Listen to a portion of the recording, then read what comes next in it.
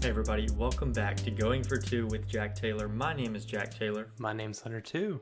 and we are back with another episode as we preview another SEC weekend series. We'll be talking about the upcoming series against the Auburn Tigers coming up as Mississippi State tries to win their third straight SEC series, and Auburn tries to get back on track and win their second after dropping the series to Alabama last week. So usually on these episodes we would review a midweek game, but as we kind of alluded to last episode, our game against Southern University got canceled because of some scheduling conflict in their conference.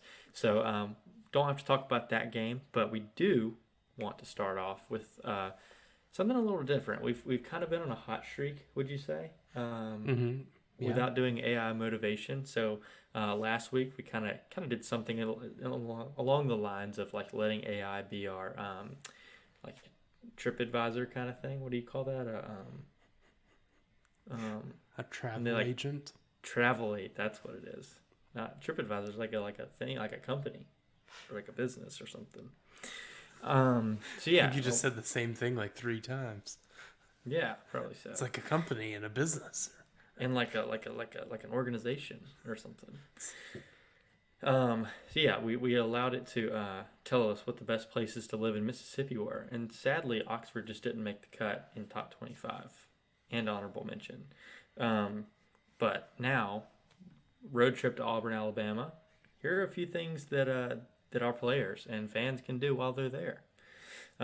So according to AI, here are a few things. So there are many things to do in Auburn, Alabama, depending on your interest and preferences. Here are some possible options based on the search results. If you enjoy nature and outdoor activities, you can visit Chewacla State Park, offering hiking trails, camping sites, a lake, waterfall, and more. If you're an art lover, you can check out the Jewel Collins Smith Museum of Fine Art, which showcases a collection of American and European paintings, sculptures, prints, and photographs. If you're a sports fan, which none of you probably are, you can watch the Auburn Tigers play at the Jordan-Hare Stadium. It's Jordan-Hare? Oh. Excuse me. Or the Auburn Arena, which are both located on the campus of Auburn University. If you're interested in history and culture, you can explore Pebble Hill, which is a historic plantation house that hosts various events and programs throughout the year.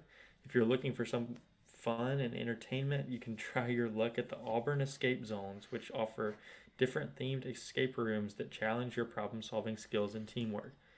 Have you ever done an escape room? Yeah. Those things are so much fun. And then, so it says these are just some of the many things to do in Auburn, Alabama, which I doubt. You can visit. You doubt that these are some of the things to do? I doubt that there are many other things to do. You can also visit other attractions such as the Davis Arboretum, the Career Preserve and Nature Center, and the Auburn Raptor Center, and more. I'm kind of interested in the Raptor Center. I looked it up. They're not raptors. It's just a bunch of birds. No, like birds that are considered raptors. I don't know, bro. All right. Well, since we don't have like I said, don't have a midweek to review, we can just go ahead and jump right into the Auburn preview. And just looking back at our last few series with Auburn, we're kind of dominating the series, and that actually includes a win against them in Omaha. We've won the last 3 series, and then in 2019, we, like I said, we won that game in Omaha. The really crazy finish, and so yeah, I mean, just recent years seems like we've dominated them, but both teams have been very successful. I mean, both made it to Omaha a few times. Obviously, we won the national championship, but I mean, both teams kind of like seems like our golden age of baseball. But and just like because of that, because we've both been very successful, I kind of wanted to put a year on this and go back and just see how even this series really has been. But I didn't want to like make it seem like I was just trying to give Mississippi State the edge. I didn't want it to be like some arbitrary year that I chose. So instead, you know what I did? I just decided every year that John Cohen has been involved in the series between these two teams, I'm just going to include those years. So whether he was there as a player head coach, athletic director. I mean, even to present day, he's a part of it. But yeah, since he's now at Auburn, I just thought it would be fitting. So from 1987 to 1990, and then from 2009 to 2022, and even to present day, but just capping it at 2022 because those games have already happened. I'm gonna give the stats of what these two teams have done when playing each other. So just bear with me. It's really not gonna be that long, but here we go. For it. So when John Cohen is involved, State is leading the overall series 33-23. That includes 17 different series, which State has won 9 of those series, and Auburn has won 8. So very, very similar. We've played them in the SEC tournament 4 times. I think those are all in 87 through 90.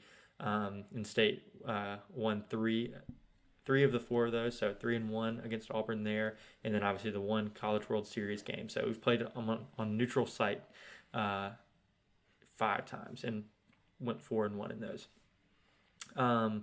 When playing at Auburn during these very selective years, the series, there have been 8 series at Auburn, and the teams have split those 4-4. So something's got to give this weekend. Now that we're playing at Auburn, one team's going to have the advantage, and since John Cohen is in fact involved, it will count in these here statistics. So, have you thought about tweeting this? What? Have you thought about tweeting these findings? I bet they do numbies on like Gene's page or something. No, I think the good the tweeter would like this. You have the login for our Twitter. Oh yeah. Yeah. I don't send it to you. But yeah, I mean, I just think like obviously we've been dominating the past 3 years. We won those last 3 series, dating back to 2019. But I really just I had a feeling this was a little bit more even than than it seems.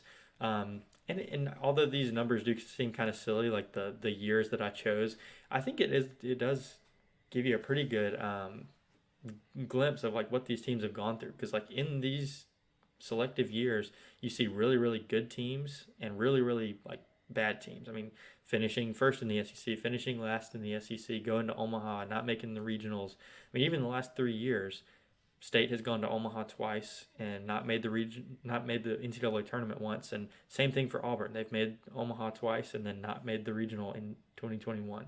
So, I mean, it's just it's kind of odd, like how even these two teams are when it seems like Mississippi State historically is like this powerhouse baseball team that just kind of broke through, and then Auburn, I mean, in my mind, I'm like they're just the lower half of the SEC.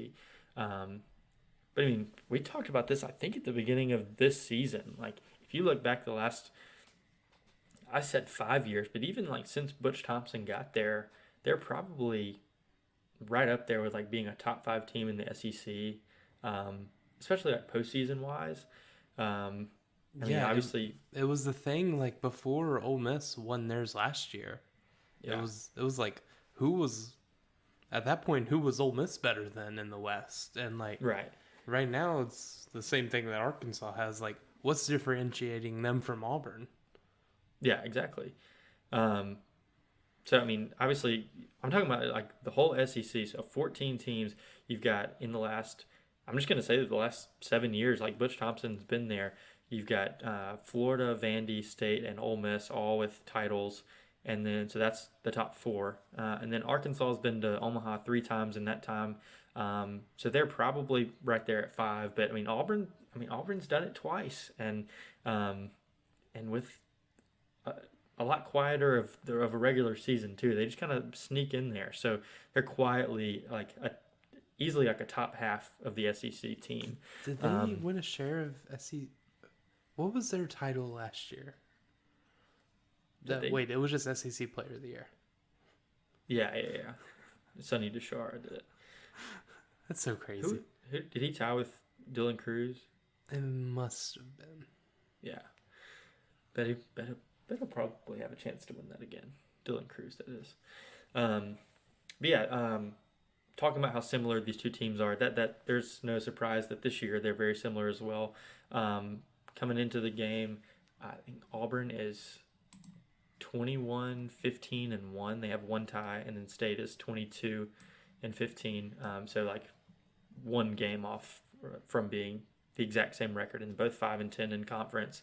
And then like the same thing that's been the thorn in the side for Mississippi State has been the thorn in the side for Auburn. We both have the two highest team ERAs in conference play, and that's the reason. We both have pretty bad conference records right now. But I said it about Alabama a couple of weeks ago. Auburn might play bad, but they don't get swept. They got swept by Arkansas the first week, but they've avoided it ever since.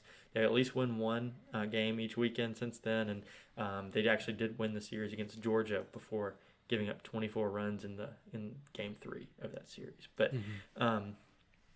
that'll put a damper on your conference ERA really quick. But yeah, I mean, two teams that have had really, really a lot of success in the last 5 years are just finding themselves, kind of scratching and clawing out of a hole right now that they dug themselves in. But I'm kind of excited about this series. It kind of falls in like the third of 3 series in a row that State can win and really needed to win. And they've won the first 2, gives us a good opportunity to win 3 in a row. And with that being said, why don't you start us off with what our pitching matchups are going to look like? Yeah. So I'll just go with the Friday one first because the big discussion starts when we get to our Saturday one. Okay. So on Friday we have Cade Smith versus Tommy Vale. Vale, he's a left-hander with a 90-mile-per-hour fastball and an 81-mile-per-hour changeup slider. He's had kind of a weird thing. He's from Seattle. He went to TCU and then Notre Dame. Wasn't at either of those schools when we played them. Yeah. Wasn't at Auburn at all when we played them. So I don't. He's dodged the dogs long enough. He's avoided us until now. Yeah. He's their only pitcher that has started every SEC weekend. And he's coming off his best start of the year. He went 6 2/3, 2 hits, 0 runs, 4 walks, and 4 Ks. His conference ERA is 6.65, and his WHIP is 1.65. His K to walk ratio is 23-21.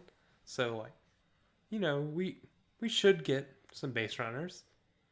So maybe top of the lineup we get it to Hunter and Dakota and please get them in a bad spot and chase them early. Yeah, because I really don't like behind them. So right, Hunter Hines is like gotten into this thing. Like if he's hitting at all, he's hitting home runs. And for some reason, like it doesn't really make sense matchup wise, but he's done really well against left-handed pitchers. And I mean that's what we saw in the Game 3 against Ole Miss. Like that was just a pitch that he really liked from a left-handed pitcher, hit it out of the yard, and that was the go-ahead home run. So like you mentioned, Tommy Vale is a left-handed guy. He doesn't have crazy velocity, so he might fall into that crafty lefty category, but don't tell our team that because that's a nightmare. But I do like the matchup for him and Colton, even though it doesn't really make sense on paper. Yeah.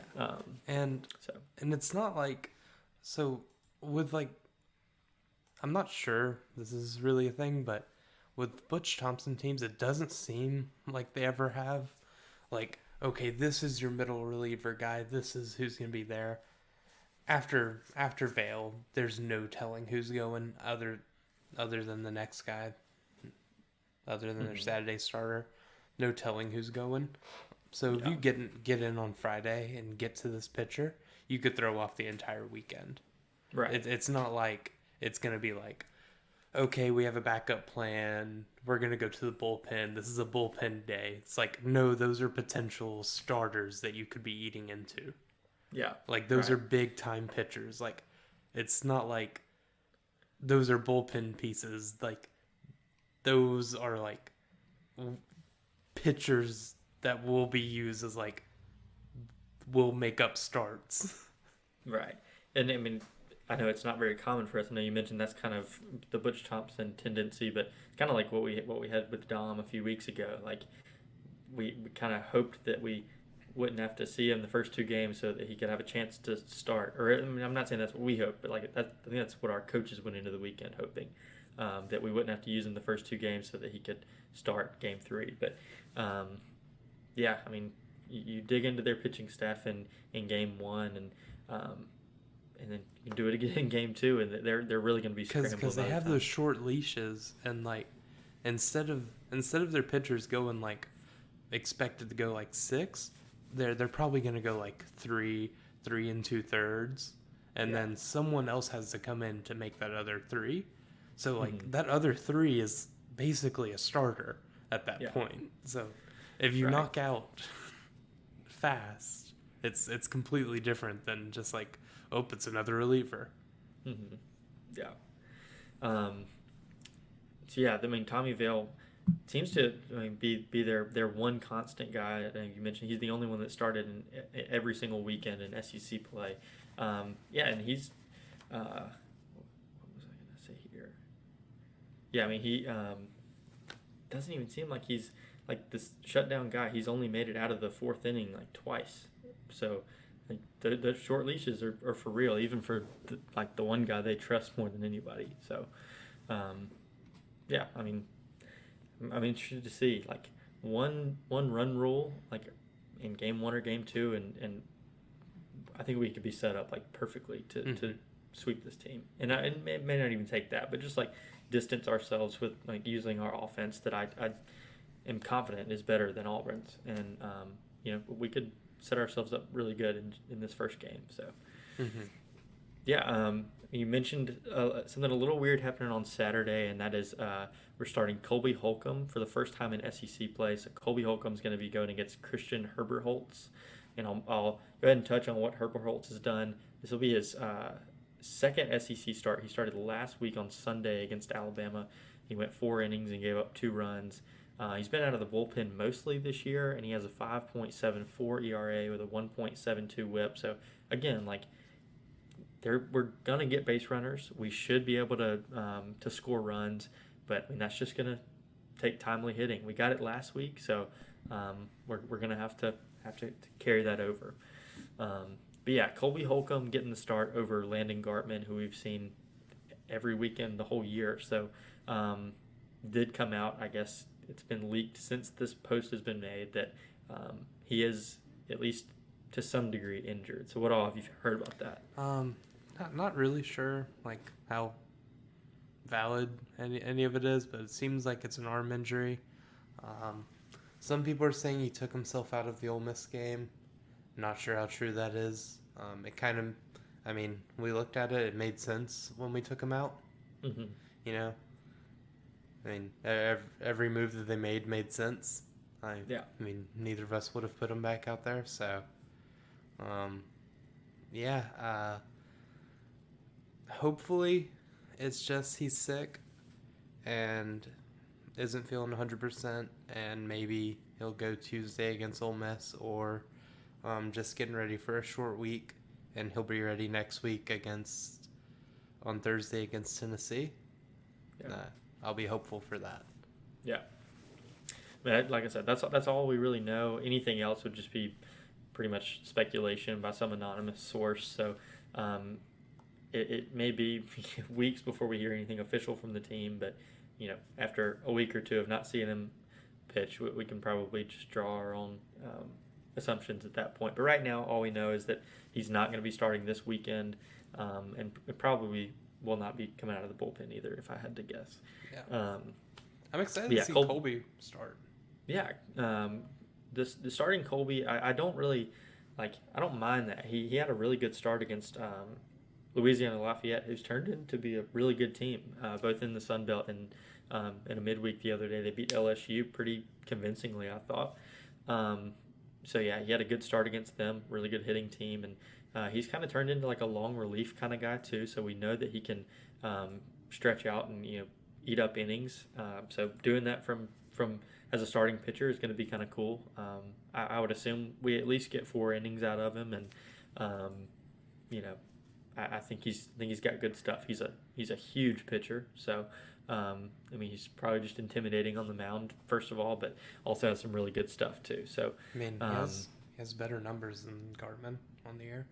Yeah. So this also gives us an opportunity to see Evan Sierra, which I would have assumed we would have seen him anyway because he didn't get to pitch at all against Ole Miss, and then obviously we had a midweek get canceled, so he's probably been pitching bullpens and stuff, but just getting him back out there and making sure he's got his confidence back up from that UAB game will probably be important.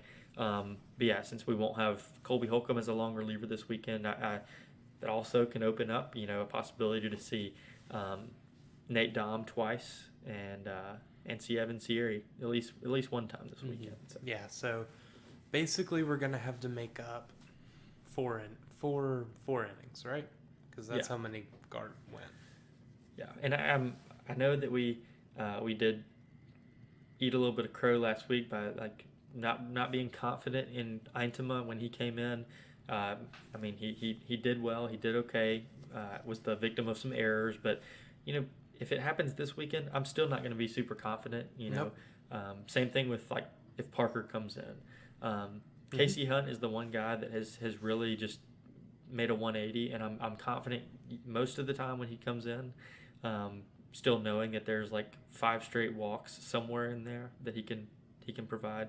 What if Tyler Davis came in? Ooh, I'd rather have Tyson Harden. So yeah, I think that because we really didn't have too many pitchers come in last week. No, so we didn't lose any. So if 4 different guys can come in at some point throughout the weekend and give me 1 inning, I think it'd be okay. If Eintema's one of them, you know what? Fine. Like I said, if we get out to a big lead and Parker becomes one of them, fine. If Evan can eat up 2. Yeah, then that's it, Or if Lofton is good to go and he can go 1 or 2. Yeah, because there's a chance we could see Nixon twice if it's for an inning at a time or 2 and 2. Yeah, 2 on Friday, 2 on Sunday, whenever. 2 and 2 with Dom as well. Yeah, right. That's just with this offense being way less scary. We could probably stretch our starters. Yeah, that's probably accurate because this 1 through 4 isn't going to be nearly as terrifying. Right. It's not going to be instant death if you let them see him a third time. Yeah. So, like you said, I'm excited to see Colby get a shot to start on the SEC weekend. You know what? I like you said, he has better numbers than Gartman. Gartman's just kind of just what we've always said. He's this the old Chevy truck. He's what he's going to give you, and Colby Holcomb could probably give you a better outing than that, but at the same time could probably go 1 inning and blow up a little bit if things don't go right. I really enjoy him out of my bullpen. Yeah, it is his first time starting in an SEC weekend. So we saw Durangelo have some confidence going into that Kentucky weekend, and things just didn't go well. So never really know what to predict in a young guy's first start in a big moment. So speaking of Durangelo, we don't have much to say about this Sunday game, but we do know that he will be starting against TBA for Auburn. I guess TBA hit the transfer portal in this second window of college football, But anyway, Durangelo coming off his best start, not only in SEC play, but of the whole season. So hopefully he can carry that over, and he's got a full week's rest. So excited about that. Yeah, but, I like our odds, to be honest. Especially, we keep on saying it, but especially if we can just run up a big lead and have some pitching kind of stockpiled. If we go into Sunday knowing that we have Dom and Nixon available with Durangelo, with some confidence, I'd almost tell you there's no way we lose that game. Just because it was enough to kind of stymie a really good Ole Miss offense, or at least a good Ole Miss top 4. And there was a Casey Hunt thrown in there too. So I don't know. I do like our odds against a Auburn team that's batting .237 in SEC play. So how mean is Dakota going to be to the monster? I don't want to give away who I was going to pick for my guy of the weekend. I just want to think about this real quick. I was just thinking.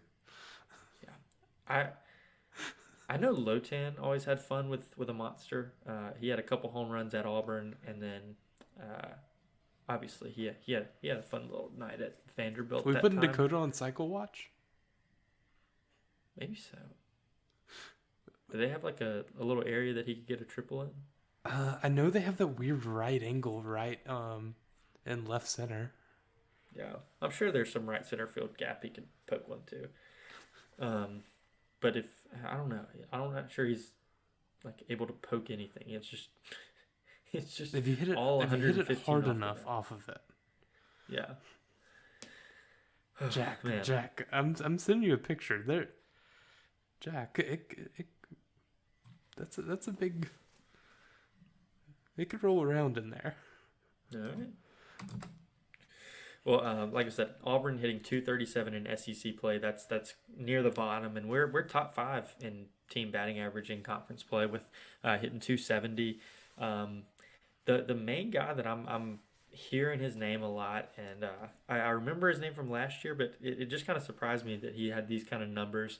Is Bryson Ware. He is a senior, actually from Madison, Mississippi. Went to Germantown High School. He's a senior at Auburn, and coming into the season, he was a career 245 hitter, had 7 total home runs, and this year he's hitting 359. What is he in conference? He's hitting 295 in conference. So, even just the conference batting average, 295 is well above his career 245 mark, and he already has 15 home runs this year. So, already doubled what he did in his first 3 seasons. So, in conference play, he has 6 home runs and 17 RBIs, which compared to our best hitter, Hunter Hines, has 8 home runs and 17 RBIs. So just as productive, it seems like, and he's probably single-handedly won Auburn some of these 5 SEC games that they've won. Yeah, he's their main home run threat. He really looking at SEC play, he's the only one with more than 3 home runs.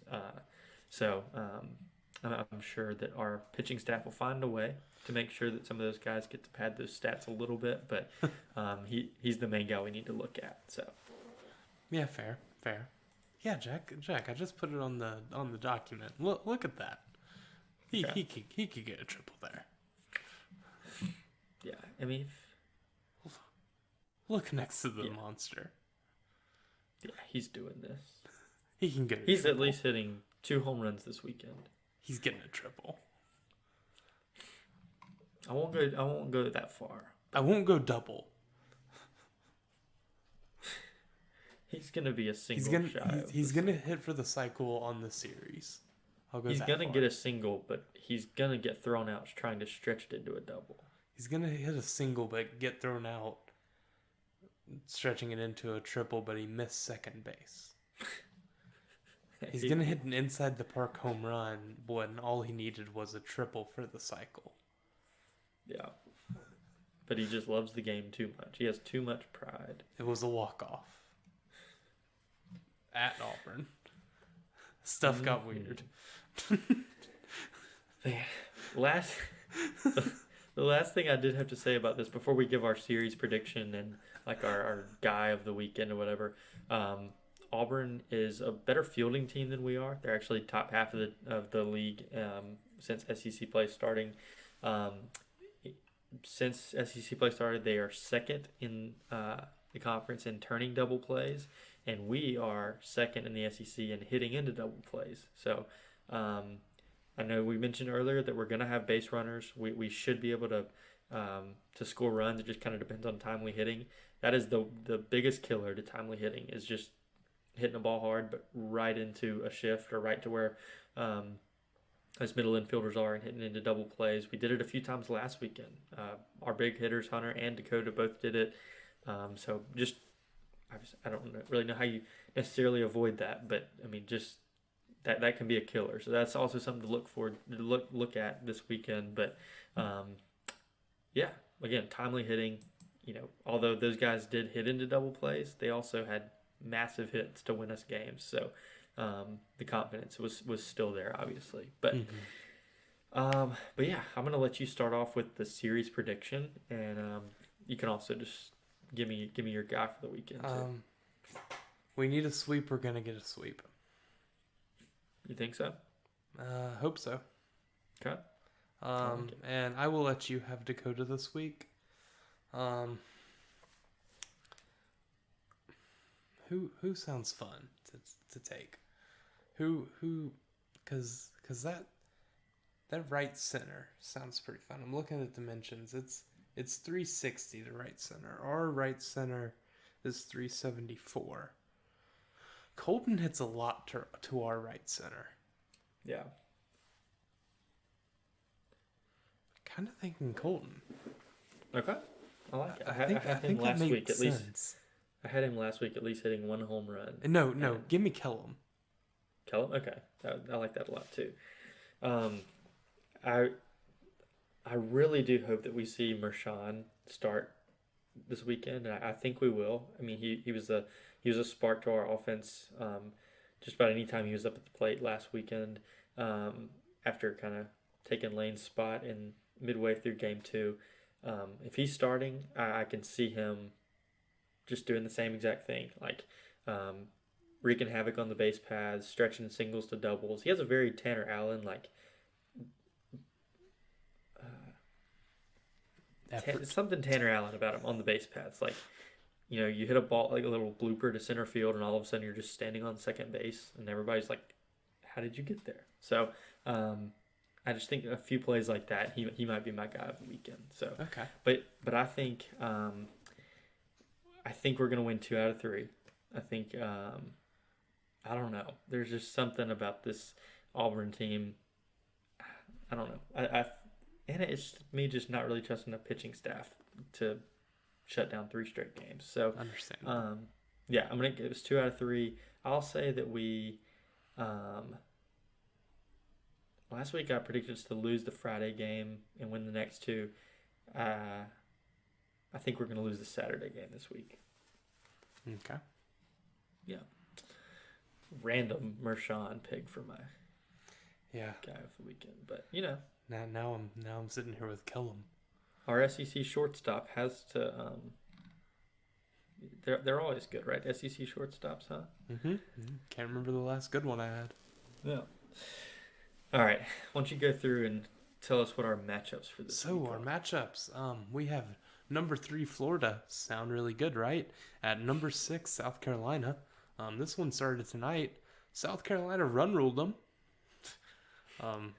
Yeah, South Carolina, they're good. But us state fans already knew that. We told everyone that. And then we go to the ACC. We have number 20 Boston College at number 18 UNC. And who's gonna lose to future fraud Wake Forest Bowl. And then we have the most consistent team in Mississippi, number 24 ranked USM. Don't ask them how many times they've been to Omaha. At number 10, Coastal Carolina won a College World Series. But USM's probably a better program. They host like a regional every now and then.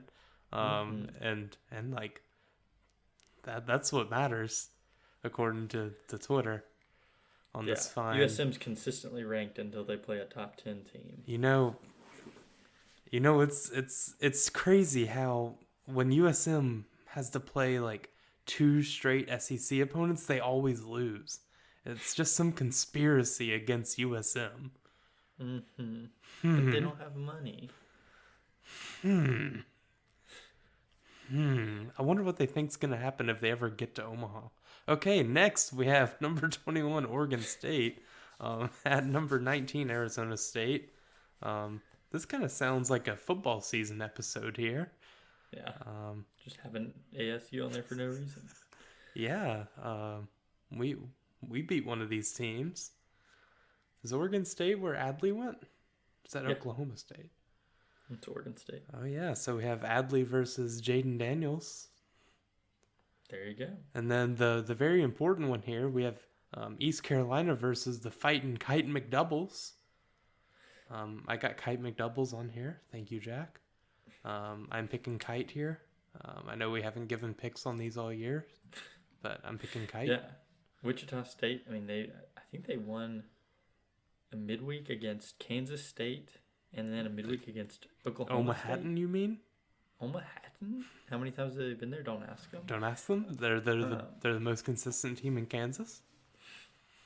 Yeah, that's our mid-major matchup of the week. That's East Carolina at Wichita State. That one's. I was gonna really try hard to have Wichita State on this one because Hunter told me to, but it was gonna be hard to pick that over USM and Coastal Carolina. You mean the best team in Mississippi? National powerhouses. And so yeah, but that ended up being a ranked matchup, so it was gonna be on there anyway. So now East Carolina gets to go to Wichita State and win 3 games. So is Coastal really number 10? Yeah, that's crazy. And they didn't make the regional like 2 years ago, so they must not be a consistent program. Couldn't be USM. The USM must be much better. Scott Berry must have 2 rings. Scott Berry has the boys right. Surely they have hitting by now.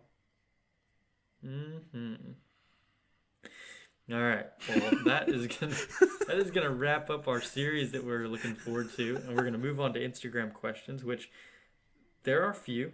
I think there might just be one, but thank you so much for asking it. Brooks Taylor, he asked, sweep. Hunter thinks so. I'm thinking otherwise, but we both have us winning the series. So, yeah, that's it for our Instagram questions. Hot seat going for 2 listeners. Yeah. Hot seat Southern Miss fans on Twitter. Truly, yeah. All right, well, that is going to wrap it up for this episode. Hoping that the Dogs can pull off a 3rd straight SEC win. At the end of this week, we could have 8 SEC wins, be 8-10 in conference after starting 2-9, which is just. Wait, was it 2-9 or maybe 3-9? I don't know. Something not great. Yeah, it was not good, but yeah, we're super excited about the possibility of possibly being back in the SEC.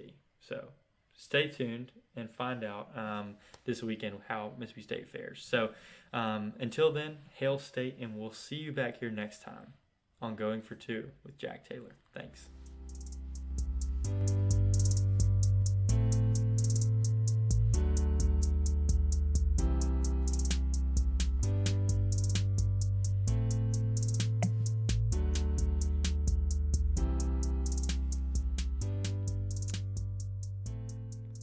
Okay, everyone, welcome to the after show. Jack, let's look at this picture of Plainsman Park.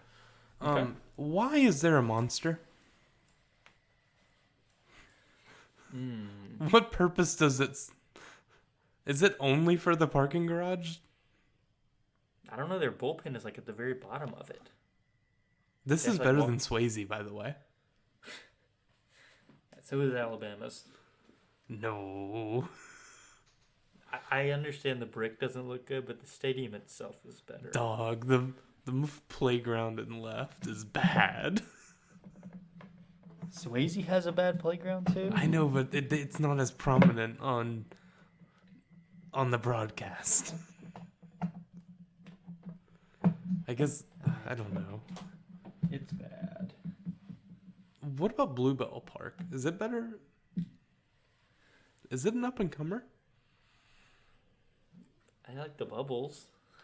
Why are we doing bubbles now? I don't know. We can't come up with our own things.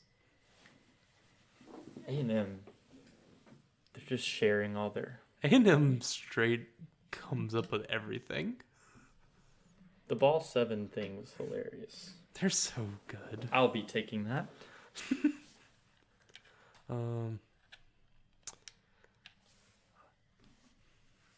Yeah. Yeah, I really don't understand why there's a monster here. I think it's only to have weird dimensions. Why is it only 360 to right center? That seems short, right? I see a few guys that are going to have a field day with that. Yeah, like Kellum, Colton, Hines, if he can kind of straighten it out. Hines may break that building. Hunter Hines if Plainsman Park has cameras. He may break that building in right. Yeah. I can't wait for Rowdy to hit his 3rd career double this weekend. All right, well, this was the after show. See ya.